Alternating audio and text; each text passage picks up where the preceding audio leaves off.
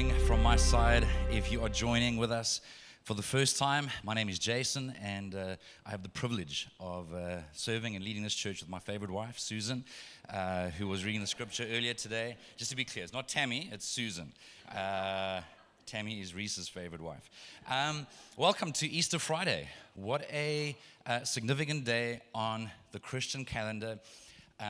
There's a weight attached to Easter. There's a weight attached to what has been Holy Week. And I know for many of you, you've joined us over the last few nights just in worshiping and just reflecting on some of what Jesus has done for us. And I'm hoping that in today's message, this might sound strange because I'm going to say a fair bit, but I'm hoping to say as little as possible, which is hard, in the hope that you hear as much as possible from the heart of God, from His Spirit. And again, I don't say that lightly. I don't use those terms lightly.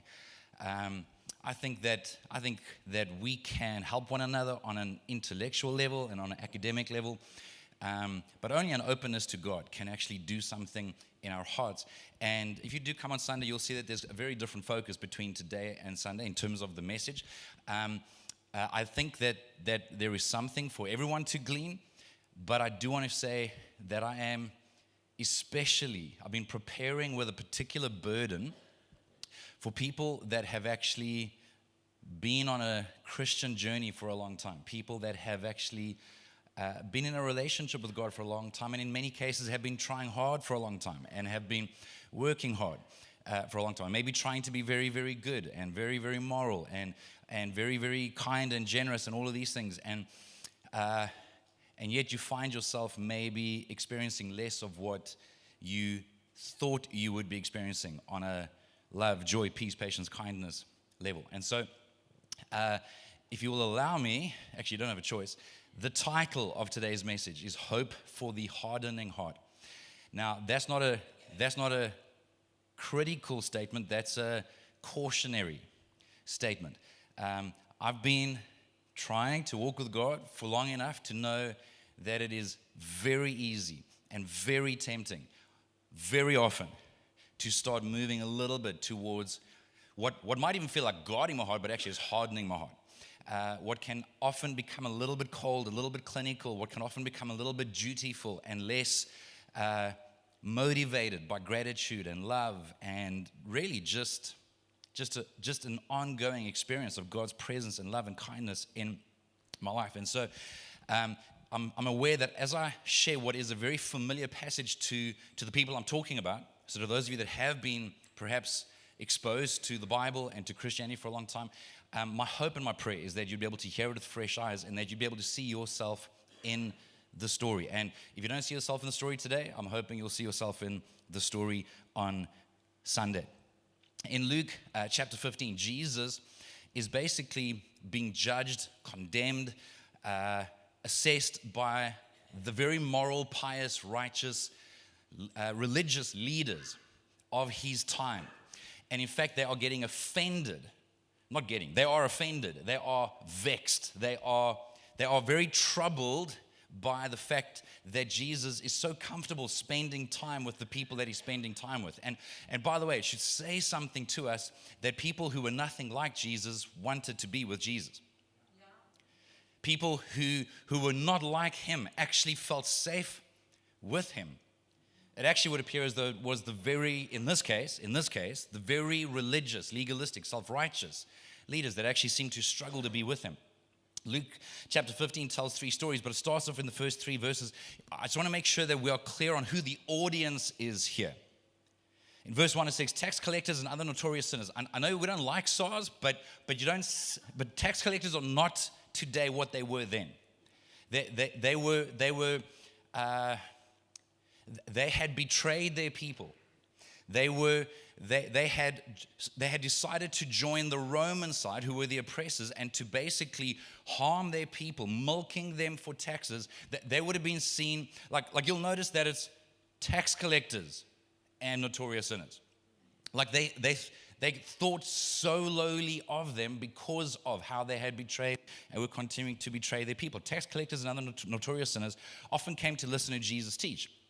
This made the Pharisees and teachers of religious law complain that he was associating with such sinful people, even eating with them. Again, it's hard for us to fully appreciate just how significant 2,000 years ago in this Middle Eastern context, just how meaningful it was to actually have a meal with someone. Like it was to accept someone. It was to open yourself up to someone. It was deeply, deeply meaningful.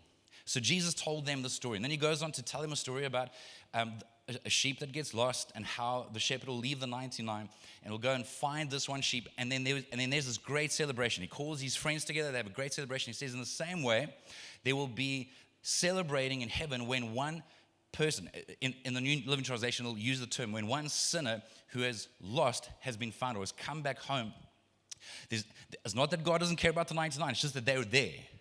If you have more than one child and one of them goes missing, it's not that you don't love the child or care about the child that's home. It's just that you're really concerned about the one that's gone, the one that's lost, the one that's missing, the one that's in trouble. Then he tells a second story about a lady who has 10 silver coins and loses one of them. So she loses a tenth of her wealth, as it were, and how she basically turns her house upside down looking for this coin. In other words, she cares about that which is lost. And when she finds it again, he tells in this parable how she calls her friends together and they celebrate. And again, he says, this is what it'll be like in heaven. He's talking to the religious, to the self-righteous, to the very, very good. And he's saying, I need you to understand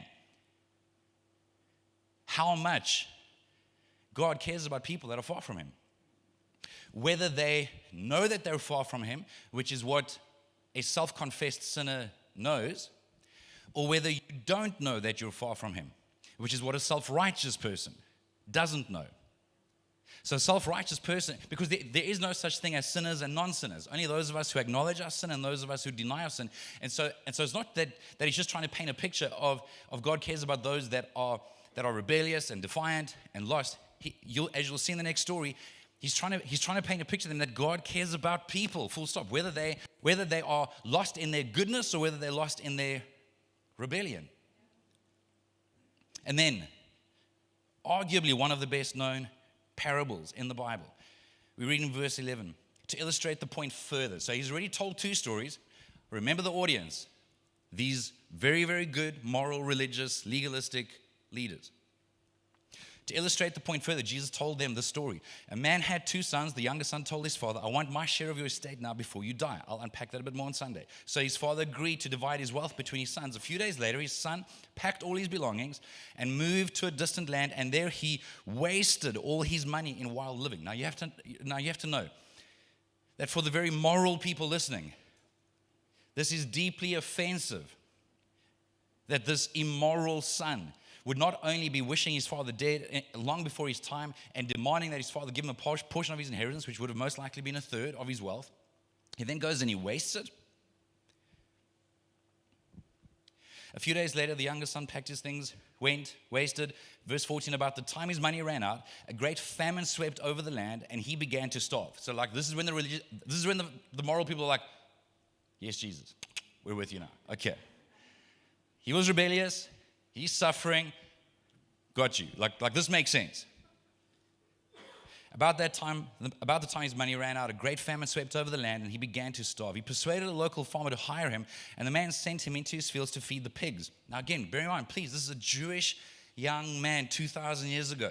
This could not get more demeaning. The young man became so hungry that even the pods he was feeding the pigs looked good to him, but no one gave him anything. And honestly, I'm not saying this facetiously. At this point, his listeners would have been ready for the story to end. Boom, booyah. This makes sense, Jesus. Justice. He was an idiot. He suffered. We get it. We actually agree on something. And Jesus goes further because he's saying, actually, that's not the point. Verse 17, when he finally came to his senses, this is the younger son, he said to himself, at home even the hired servants have food enough to spare, and here I am dying of hunger. I will go home to my father and say, Father, I've sinned against both heaven and you, and I'm no longer worthy of being called your son. Please take me on as a hired servant. So he returns home to his father, and while he is still a long way off, his father sees him coming, filled with love and compassion. He ran to his son, embraced him and kissed him. His son said to him, Father, I have sinned against both heaven and you, and I am no longer worthy of being called your son. But his father wasn't listening. He said to his servants, quick, bring the finest robe in the house and put it on him, and get a ring for his finger and sandals for his feet, and kill the calf we have been fattening. We must celebrate with a feast, for this son of mine was dead and has now returned to life. He was lost, but now he is found." And so the party began. Now for these Middle Eastern, first century religious leaders, this is unimaginable. What do you mean the father ran? Boys ran, young men that had little dignity ran, fathers never ran. The patriarch of the family, what do you mean he ran? What do you mean he didn't allow his son to finish groveling and begging and pleading? What do you mean he called for the best robe in the house, which would have been his robe? What do you mean he would have put the ring back on, which identified belonging, and his identity was restored as a son in the family? Like, it just would have so offended them. And so Jesus carries on, because I think he's now kind of got them interested. Meanwhile, the oldest son was in the fields working, like all good people do and should. Like he was being diligent, reliable, faithful. When he returned home, he heard the music and dancing in the house, and he asked one of the servants what was going on. "Your brother is back," he was told, "and your father has killed a fattened calf. We are celebrating because of his safe return." The older brother was angry and wouldn't go in. Now again, we find this almost impossible to imagine, but the next sentence says his father came out and begged him. You have to understand, patriarchs didn't do that. So my point is, he wasn't just gracious towards the younger son. He humiliated himself. He humbled himself for the sake of the older, righteous son too. He went to his son who refused to come to him, and he begs him. But the older son replied, "All these years I've slaved for you and never once refused to do a single thing you told me." Does that sound like a son? I've slaved for you. I can almost imagine him doing this through gritted teeth. Like, "Oh, I've slaved for you." Or, I'm not going to ask you to put your hand up. I'm just going to assume that there are many of us that have tried to journey with God for a long time that would have moments where we have felt like, "Yes, man, I'm killing myself here. I'm slaving away. All these years I've slaved for you, never once refused to do a single thing you told me to." So upright, so impressive, so moral. "And in all that time, you never gave me even one young goat for a feast with my friends. Yet with this son of yours," you won't even call him his brother, "with this son of yours, when the son of yours comes back after squandering your money on prostitutes, you celebrate by killing the fattened calf." Listen to how his father responds to him. His father says to him, "Dear son, you've always stayed by me, and everything I have is yours." Like, he's like this older brother is worried about the goat. His father's like, "You've got everything. Everything I have is yours. Everything you're working toward, it's yours. We had to celebrate this happy day, for your brother was dead and has come back to life. He was lost, but now he is found." And so I don't know that I can sufficiently articulate the what I feel is a life-giving burden that I have, but I'm going to do my best to just try and direct some of our thoughts and some of our reflections. A couple of signs of a hardening heart, or if you want to really go easy on yourself, a potentially hardening heart, is deep anger. Not just disappointment, not just I didn't get what I wanted or what hasn't worked out the way I thought it would. You can wrestle over, you can battle either a very acute sense of anger or a low-grade continual anger. Verse 28 says the older brother was angry and wouldn't go in. There's this anger over, I believe, and maybe it's not even conscious, but subconsciously, I believe that if I live a good life, I'll get a good life. If I do what's right, then I should be #blessed, depending on your definition of blessed, which is ironic because I do think you're blessed if you're walking with God. But It just depends on who's defining that blessed. There can be this wrestle over anger, but not even just towards others. When you fall short, there can be just this incredible self-loathing. There can be this almost like a darkness. When you do suffer, you're not sure if it's because maybe you haven't been good enough.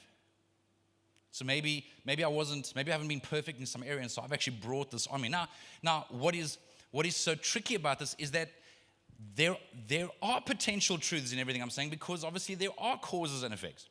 So if I'm going to keep living unwisely and foolishly, well, yes, I will suffer the consequences of that. But you can also live really close to God. Your heart can be determined and committed to wanting to walk closely with Him, and there can still be suffering. Can I remind you that this is Easter Friday? Only one good man has ever suffered. That's Jesus on Easter Friday. He got it all right, and there was still suffering. I think of His mother, Mary, who was faithful to what God called her to for decades. She suffered. She suffered the agony of a mother seeing her son mistreated and falsely accused, tortured, and brutally murdered. Like I don't think she felt happy, warm, and fuzzy. #best life now. I think it would have been painful. But there was also a level of trust, which we'll get to in a moment. So I think anger is a potential sign. I think joyless service is another potential sign. All these years I've slaved for you and never once refused to do a single thing you told me to. It's one thing for us to be a little bit tired and for us to be, lacking a bit of motivation in doing what's right. And there are times where we sacrifice and we do the right thing. If you're a parent, you know you can't always be doing what you want to based on your feelings, right? Like there is sacrifice involved. There is determination and perseverance involved. But it should be an alarm bell for us. I think that you would discern. I think if you slow down and think about it, you'd be able to discern if your service, if your generosity, if trying to do the right thing is actually joyless and dutiful, and you feel like you're just slaving and none of it matters. See, I think also part of the temptation is that it's actually a means to an end. Our service can be, or our generosity can be a means to an end. It's not free. There will often be strings attached.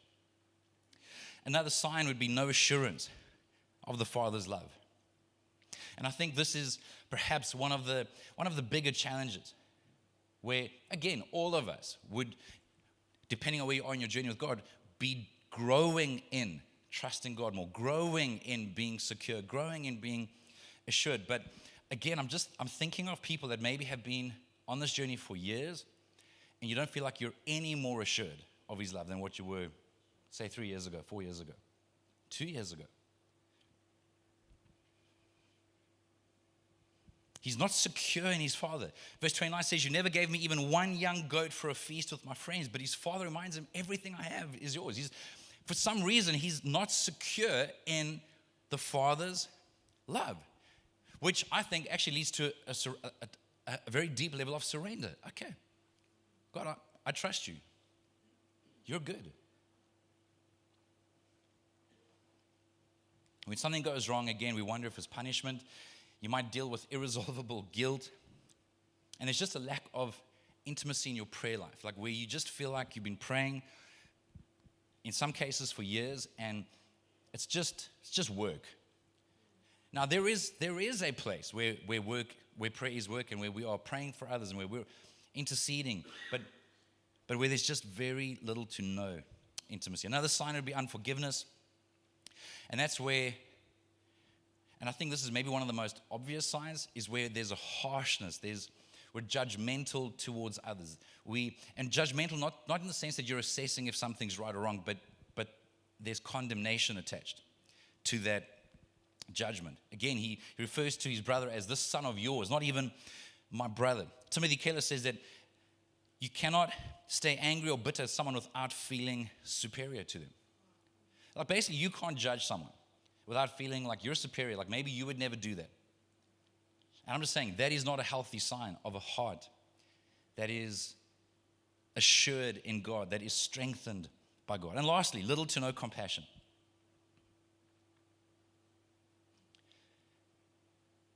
I would say that this older brother, now it's a parable, so we can't analyze it to an unhealthy extent, but in the language that we use here in our church, I don't think that he would have allowed himself to be loved into loving others. I think if he was aware of the Father's love for him, if he was aware of the Father's heart for him, generosity for him, I think he would have had compassion on his brother. And again, bear in mind that the actual audience here is these moral, righteous, religious leaders, the people who landed up crucifying Jesus. Jesus was trying to, I think, point out to them that if you actually know my Father, if you know the heart of my Father, there will be compassion.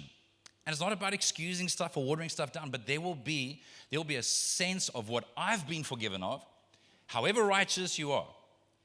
There will be, in fact, the closer we walk with God, the more aware we are. Maybe you're a little bit, maybe you've learned to avoid the very blatant, obvious outside stuff. But yes, man, you start to realize how much inside stuff is left over.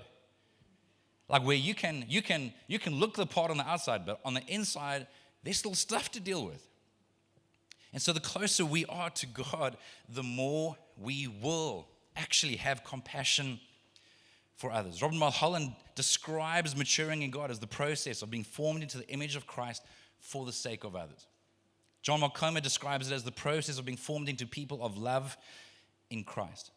Dallas Willard is the philosopher and the late author who we've adapted some of his thinking from, to where he would have used the language of being with Jesus, becoming like Jesus, doing what Jesus would do. And Jesus simply said, people will know that you're my disciples if you love one another. So if I'm struggling to love other people that are different to me, people who I don't think are living the life that I think God wants them to live, which might still be, that's not up for question necessarily. But if I can't have compassion and love towards other people, I think it's a sign of a hardening heart. It's a sign that I might be a little bit closer to the self-righteous religious leader than to the younger brother who was at least willing. He was like open to receiving that grace from the Father. Again, just to put it in a slightly different way, some other causes of hardening heart would be what I would say is entitlement, where we feel like I deserve, I've worked hard, I've done my part, I've suffered, I'm owed. Anyone ever feel like I've suffered enough, worked enough, like, God, surely it's my turn to be blessed? Again, depending on your definition of blessed. Like that's a natural, understandable thought process. But I want to caution you that any time, so let's put it this way, it is impossible to be deeply grateful and genuinely entitled at the same time. The moment you feel you're owed something, you just feel like you've gotten what you deserve. You don't feel a depth of gratitude like when it's undeserved. I think another cause of hardening hearts, and this might be the most surprising to some people, I see it's already up on the screen, so you're all running ahead of me, is ungrieved losses.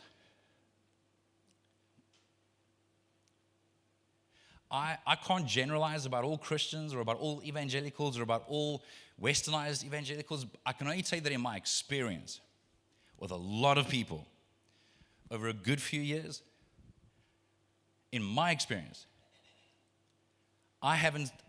my opinion is that your average westernized evangelical Christian is not great at grieving losses, disappointments, pain, sadness, anger, like all legitimate feelings.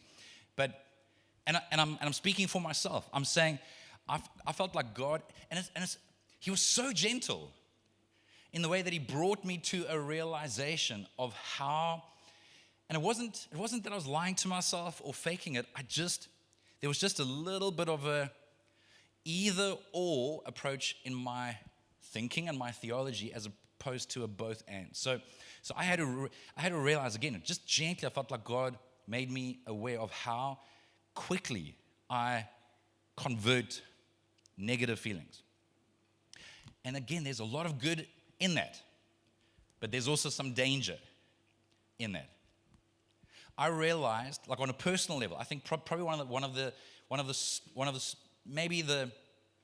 most blatant examples for me was, as some of you know, when our youngest daughter, we fostered for the first 8 years of her life, moved back permanently with her biological mother.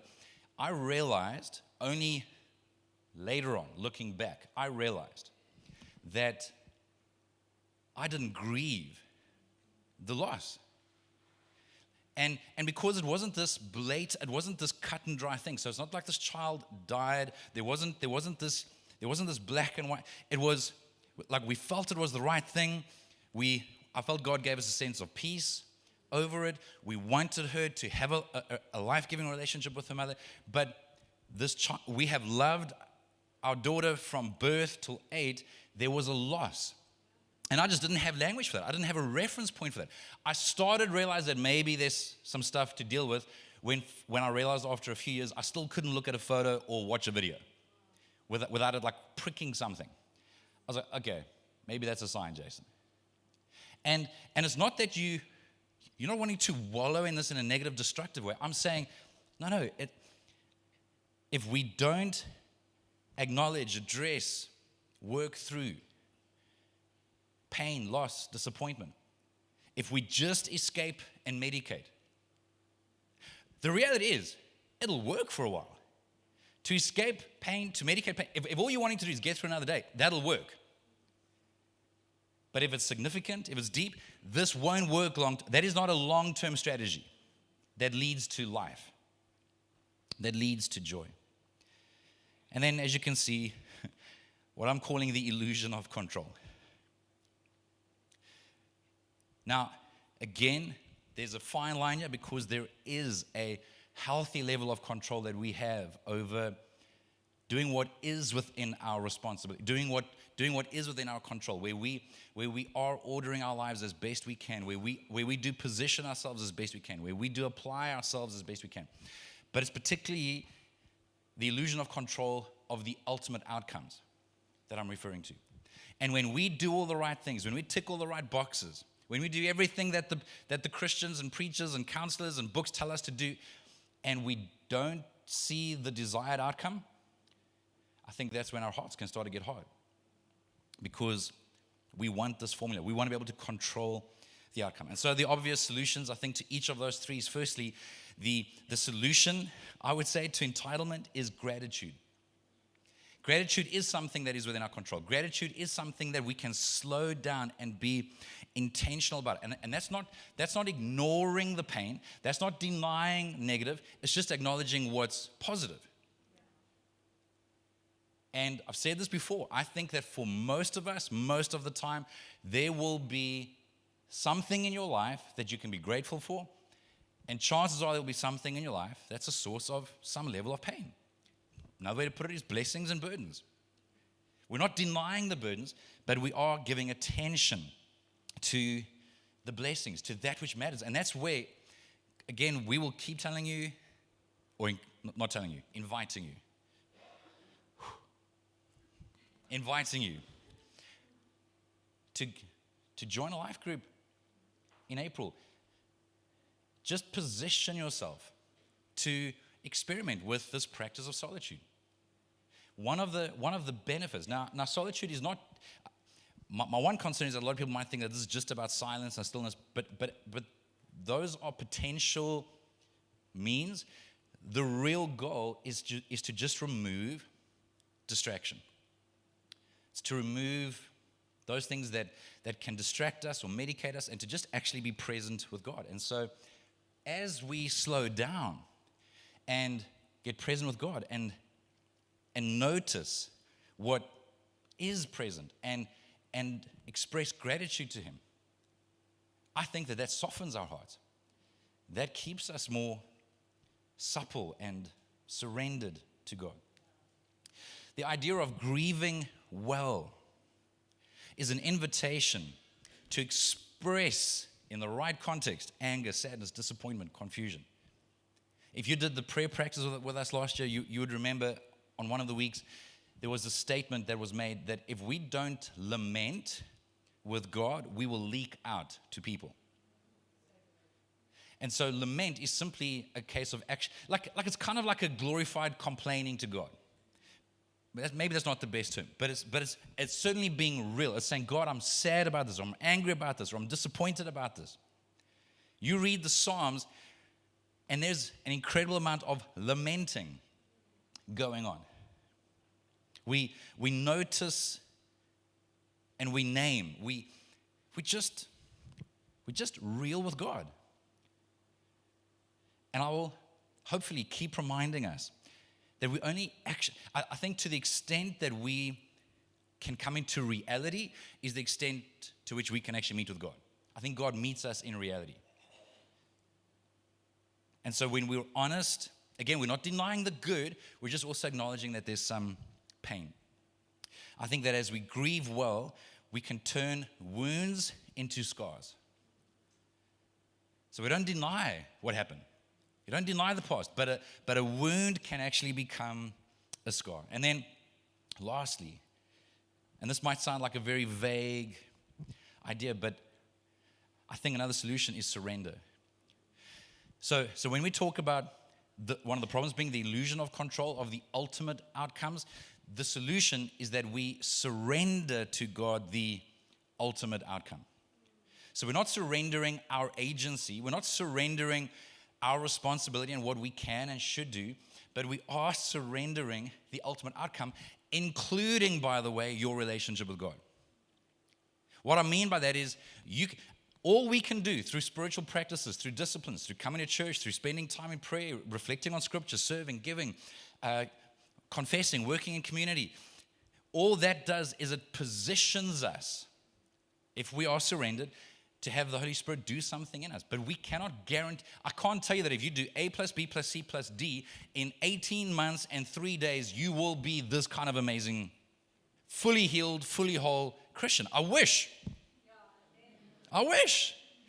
It is often slow. It can often feel inefficient. But there's a humility, there's a surrender to God. Just very quickly, I won't unpack this in much detail, but we have an image up here of what some researchers have called the stages of faith. This comes from a book by Janet Hagberg and Robert Gulick called The Critical Journey. And just very, very quickly, the reference is in the YouVersion notes if you want to go and find the book. But basically, they did some research surveying thousands of Christians trying to follow the journey of their kind of like their faith journey, which is very hard to do. Again, it's not a science, right? But the first stage is recognition of God, or it's an awareness. Often it's a bit of a honeymoon phase for people. Then people that continues, not everyone continues, but those that continue might actually go into a life of discipleship where there is a sense of learning. The productive life is where we start serving, we contribute, we have a sense of purpose. Again, I'm oversimplifying this. And then there's debate over whether or not the journey inward is before or after the wall, or very closely linked to the wall. But the theory is that a lot of Christians who continue, they actually get to a place where this stuff isn't working anymore. I know this isn't the good news you're looking for. But some of you've been on the journey with God long enough to know that it's not just A plus B plus C equals everything you want. And sometimes we hit a wall, and that could look very different for different people. Some have called it the dark night of the soul, and where the things that worked before, in inverted commas, don't work anymore, and we actually go a little bit deeper, and we actually relinquish that ultimate illusion of control, and we slowly learn to surrender, and eventually come through the wall to where the journey outward is. So again, it's similar to the productive life, but it's for different reasons. It's not a productive life in order to control something anymore. I'm not going to do good in order to get. No, it's because I am deeply loved. I am secure in God. I have everything that I need. there is a release. There's like it's just,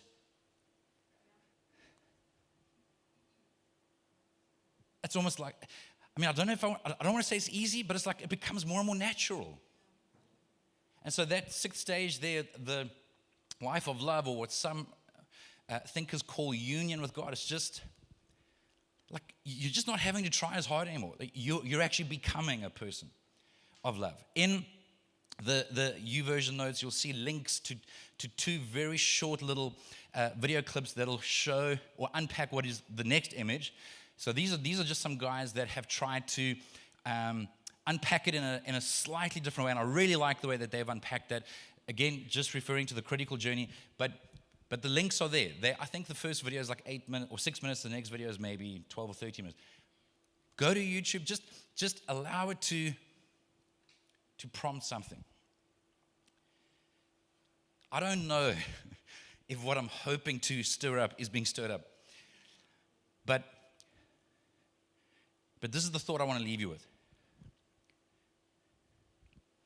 What would have been scandalous to Jesus' religious listeners is that the story ended with the rebellious younger brother, the reckless, scandalous younger brother coming home, and the older, righteous brother staying outside.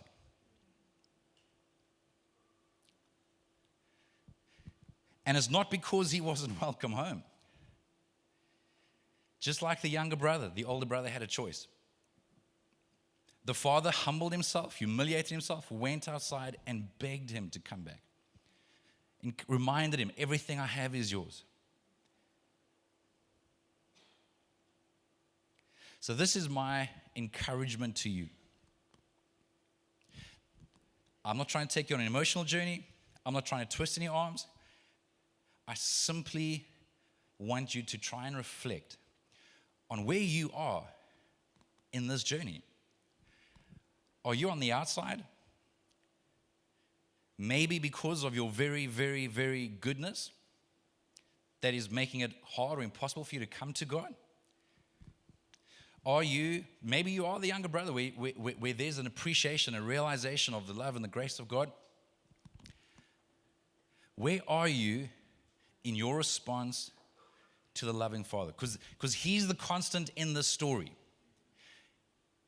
He was loving and gracious to the younger brother. We'll look at that a little bit more on Sunday. He was loving and gracious to the older brother. He invited them, he welcomed them both home, both back. He wants that relationship. The question for us is whether or not we are willing to maybe relinquish a little bit, just a little bit of that ultimate control. What that might also look like, by the way, is when there's a problem, when there's pain, you pray the problem, you don't dictate the solution. That's an example of surrender. That's, God, I'm going to be honest about what I want. And again, God loves honesty.